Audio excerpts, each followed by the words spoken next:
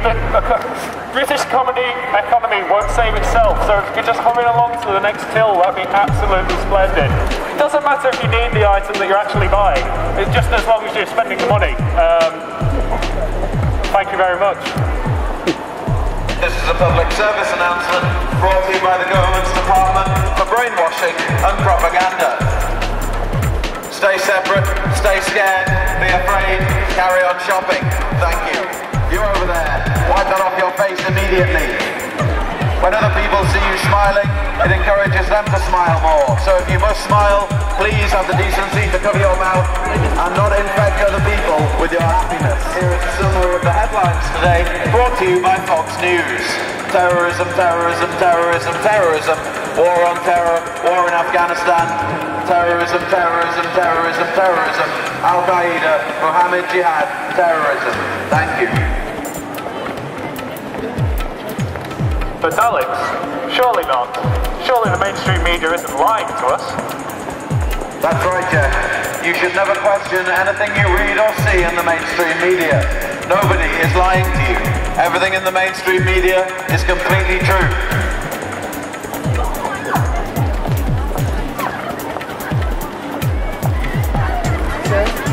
What? This is a message to everyone shopping in Vodafone at the moment. You might want to ask about the company's corporate tax dodging. Please ask them why they owe the British public £6 billion and refuse to pay.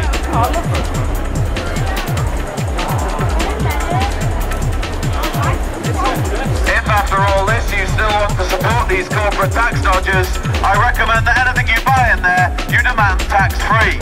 They don't pay their taxes, so why on earth should you? You do not have to obey open requests. Just because someone with a red jacket and a radio tells you to do something does not necessarily mean that you actually have to do it. If there is no law preventing you, then you can carry on as you were, completely legally. Alright. Why don't we just start by introducing you guys? I'm going to start with you. I'm Geoff. Hello. Lived in Liverpool for about 3 years now. I'm from Derbyshire, where I study culture. Alex lived in Liverpool for about 5.5 years now. I moved here to become a music student, and we started the corporate terrorism movement, inspired by Charlie Beach's Love Police, about 6 months ago in Liverpool, I think it was. And yeah, we've been kind of following that up and taking part in the student demonstrations ever since. So, what kind of stuff are you doing in your corporate terrorism work? Well, we go out on it's very similar to the Love Police's original project, Everything's Okay. We go out into the street and we try and spread peace and love. You know, we offer free hugs and we talk sarcastically about corporations. And generally it's about police intervention as well and free speech and exactly what you can do in a free society. We initially started out, me and my housemate Simon and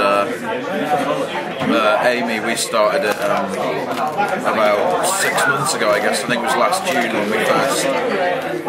where we started was like the old fruit stand on Bold Street where we were at yesterday, and the Tesco's across from there. Yeah. I mean, I know Tesco's said they have nothing to do with the fruit stand's demolition, but I think it was just about a year before the demolition of the fruit stand that Tesco opened, advertising itself as a fruit and vegetable specialist, you know, and they say it's not linked. So that's where we started out, and it was that was kind of our jump-off point, I guess, for corporate terrorism. Well, how did you come across Charlie Beach, Love Police?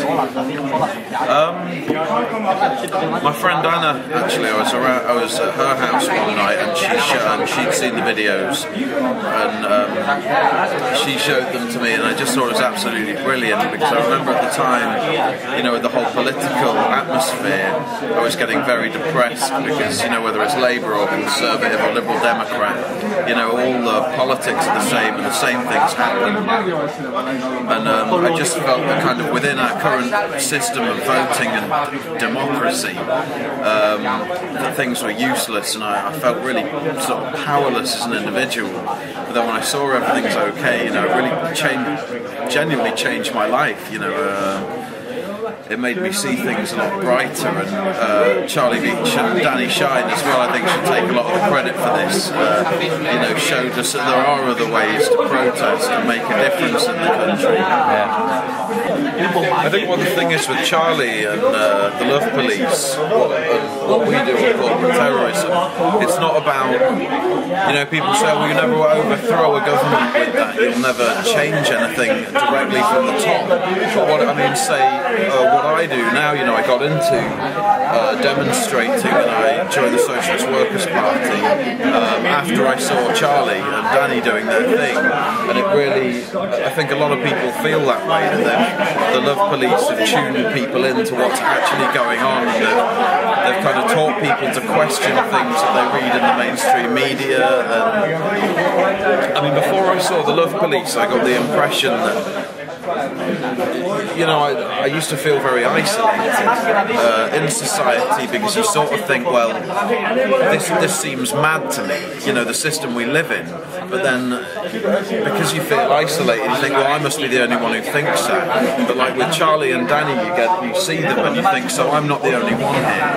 I'm not the only one who thinks like this. And there are other people out there like who are politically active, and maybe I could become more politically active for that reason, you know. I mean, it's like they've managed to do what a lot of people haven't been able to do, is make sort of the whole sort of political sort of activism and mind opening sort of awareness. They've made it actually quite funny, because you find a lot of videos are just like documentaries. A lot are quite badly filmed. Zeitgeist is an exception, that's a decent documentary, but when I first watched one of their videos, it made me laugh, but at the same time I knew I was learning something. Was it, I think it's quoted in one of the Everything's Okay videos actually. I think it's Oscar Wilde said that if you want to, I think it's Oscar Wilde, you look better. But he said if you want to present an alternative view to the status quo in society, you have to make it funny. And it really is that kind of irony, you know, in the Love Police, when he says things like, please don't question anything you read or see in the mainstream media, no one's lying to you. You know? It really makes you think, well, maybe I should. You know, it's kind of Vodafone actually won our award this year for 2010 as Tax Dodger of the Year. £6 billion owed to the British public. The guts you have to do to pull that one off. That's like walking into a bank with a gun and a mask and ordering £6 billion over the counter.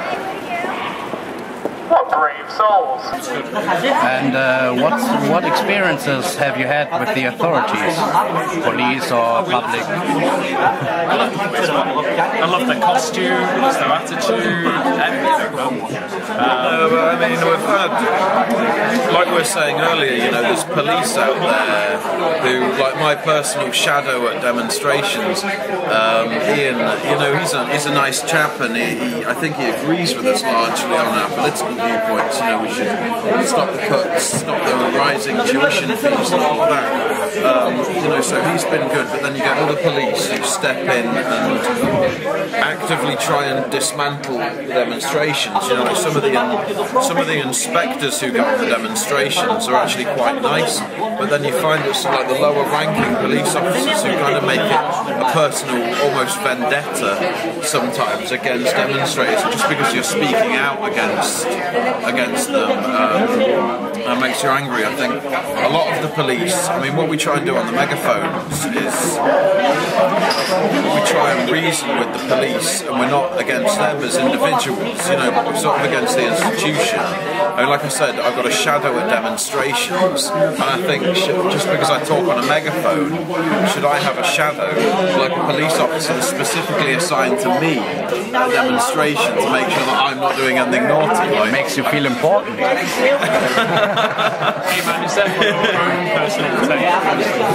no, I don't know if it makes me feel important, but I just feel the very notion that they can assign a police officer to. I think I'm viewed as like a potential troublemaker. I've been arrested a couple of times at demonstrations, and never for violence, always just for talking, you know. So, and I think, should I be assigned a personal policeman? Because he's not there for my protection. He's there in case case I say anything naughty or in case I say hit a policeman over a megaphone, and then they can arrest me for incitement. Just anything, even if you just like litter, they can get you. Yeah, exactly. No matter whether they're nice or complete gits, there'll always be police officers inside and outside of work. I refuse to believe that a police officer is never not a police officer. I mean, my granddad's not been a police officer for like 30 years, and he's still very much acts like a police officer. What you said there is really interesting, actually. Police officers walk up to you, and we get this on the megaphones all the time as well. They come up to you and go, "You're all right, guys, what are you up to today?" What's it to them? Are they, as far as I'm concerned, like, the police are there to protect people within society and protect us against criminal activity. So, I mean, if you're not breaching common law at the time, then they have no business with you. And there's no, I mean, that's what we're about as well on these videos, and it's what the Love Police are about as well, because the police have approached us and said, you have free speech, but you can't use the megaphone, because they come up to you and they assume that you don't actually know the law. But then if you look into it, the 2007 Justice Holland with a megaphone, not in itself illegal. But do they not know the law, or do they try to trick you into conformance? The grey area sometimes, I think a lot of police officers don't know the full extent. Have about as much knowledge as a PCSO. Yeah. Well, that guy at the bank the other day, he said, he said using a megaphone goes against a bylaw, and I said, well, which bylaw? Can you quote the law to me, please? And he said, no, I don't know the law. I only have an idea of the law. So, even if they don't know, sometimes, they'll try and seem like we try and fight it in the same way, by all you have to do is be confident and say, well, actually, we know the law in this section says that we can actually use a megaphone, we can film you. But I think it's fairly common knowledge that if you're in a public place, you can film whatever you like. If you're walking down a high street, someone can follow you with a video camera and film you. And it's completely legal.